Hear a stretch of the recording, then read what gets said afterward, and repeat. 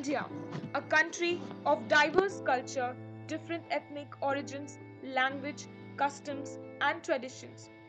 With a population of more than 1.25 billion, with 29 babies being born per minute, it is one of the most populated countries of the world.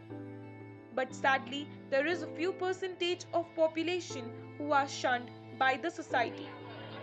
They represent the third genders or the hijras as called in the Indian society. The difficulties faced by this class of citizens in the country is perhaps greater than any other group or marginalized section. People practice discrimination against this class of citizens, which is evident from the fact that it is very difficult to find members of third gender in any profession, with the exceptions of begging, prostitution, or in some cases extortion. They are harassed, alienated from the society, not given opportunities in the employment sector. On one hand, they are called in for baby showers in weddings, their blessings being considered lucky, and on the other hand, they are sexually assaulted, harassed, and even beaten up. It is already time to introduce reforms that will make it easier for transgender persons in India to obtain legal recognition of their gender identity as well as access to employment and public services.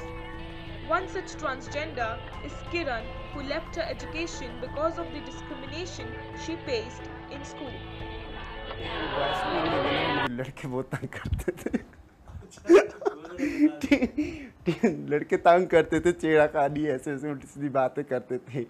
हाँ, अजीब अजीब बातें करते थे, जैसे teacher हो गई ये बहुत बातें मैं बता नहीं सकता। It is our social responsibility to help this community get out of this lifestyle.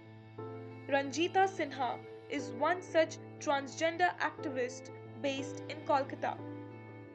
She is currently running a community based organization, Bandhan, primarily working with HIV intervention among the Hijra community. She also faced discrimination at an early age when she decided to belong to this community. It is time to change.